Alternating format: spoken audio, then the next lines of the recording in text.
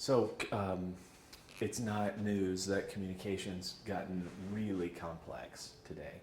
And the challenge with it is thinking about how do I manage all of it? If I have a brand that I'm managing, how do I need to think about it? Not just the positioning, not just my tagline, not just what's my advertising going to be, what are my sales messages and offers and all of those things, but how am I going to think strategically about all of my communications? And so that's what this, in my mind, that's what, when you hear the word communication architecture, that's what it means. It means what's the underlying structure of everything that we're going to do. And so I want to show you a matrix that I've developed that's actually helpful for putting down all in one place all the ways that I communicate. So if you boil communication down to its sort of simplest, it really is one person talking to another person or writing or delivering a message. So you got the person delivering the message, the person receiving the message.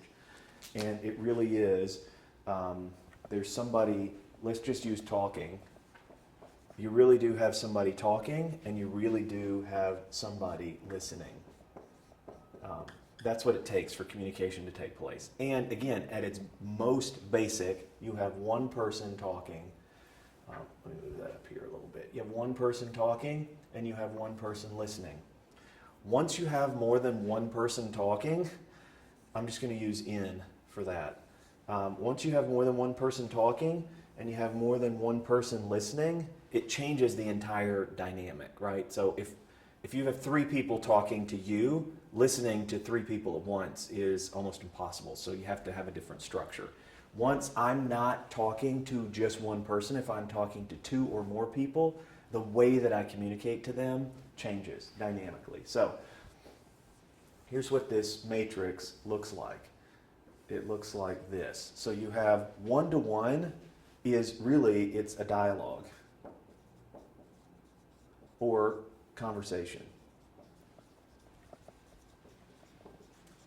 Right, so being interviewed by somebody for, if you're an executive and you're talking to a journalist, it's about conversation. If you're a salesperson and you're selling to one person, it's about conversation. It's one person talking to one person.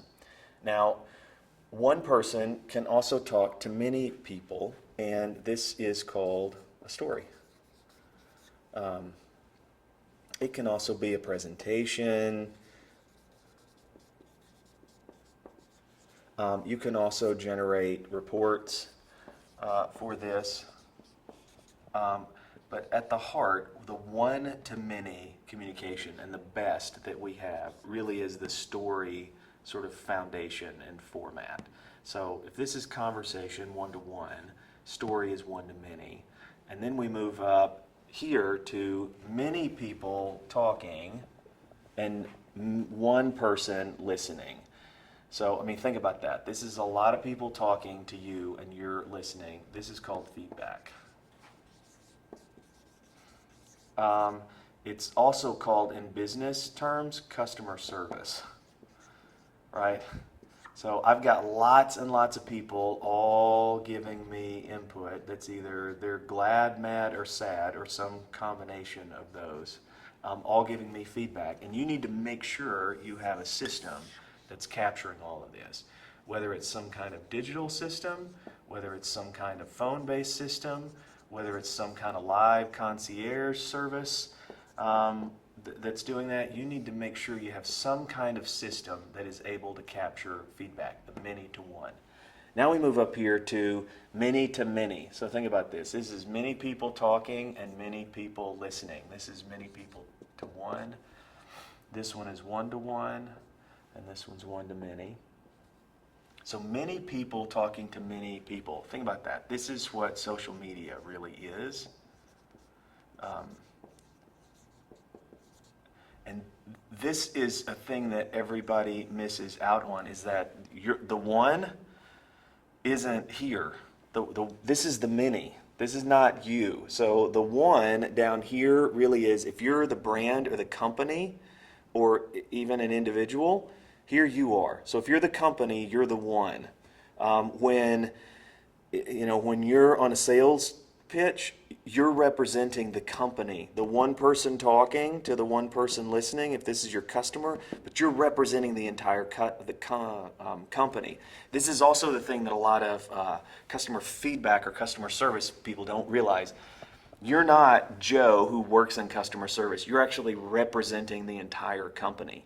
But up here in this many-to-many, the company isn't here. The company's not here at all. They're welcome to come in here, but they need to realize that this space exists for the many. This is the many-to-many talking. This is also, what we call word of mouth marketing, which is funny, but this has always gone on. This is not a new phenomenon. This is not a new phenomenon. People have always talked with one another without the leader being around. You can call this the gossip. You can call this the rumor mill. Whatever you want to call it, this has always gone on. Now, you can come into this space and introduce ideas into it. And what you do is you can seed ideas into this space. You're never going to be in control of it the way you are a conversation.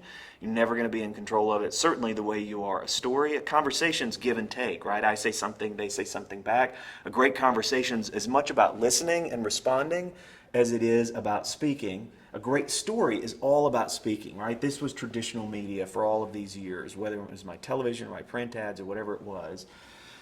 This is a very, very different space, and the best you can do is seed it. And the best seeds are really things that you give over to this community. So what you want to do is you want to come up with these seeds on your own, and you want to offer or give them away.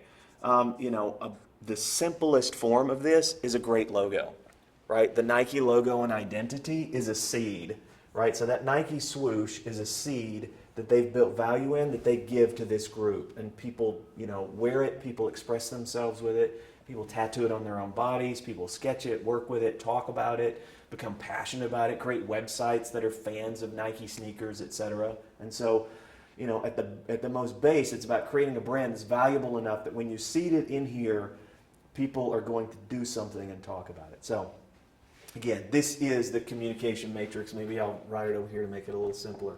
One-to-one communication is called a conversation, right? One-to-many is all about the story and how you're storytelling, and storytelling matters here.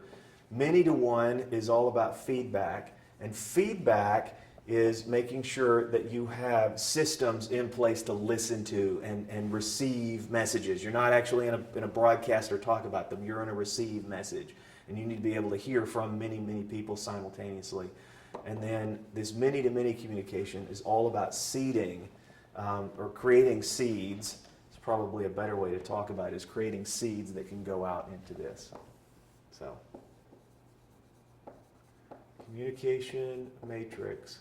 And again, what this gives you is a way to stand back and look at what are my key points here? What are my key things in one-to-one? What are key messages, key ideas? Tone of voice, way that I want to work here. My one-to-many, we're always good at this about what's the message I want to send out to the masses.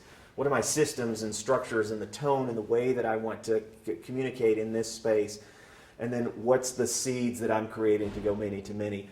When you're figuring out this big landscape, then you have your communication architecture in place. And so this matrix really is a tool to allow folks who are responsible for brands at large, whether it's CMO, VPs of marketing, but the level that's sort of looking across the whole brand and saying, how are we communicating, and do we have systems and processes in place, and do we have strategies, do we understand our tone of voice, do we understand how our brand goes to market in all of these different ways? So that's it. Thanks.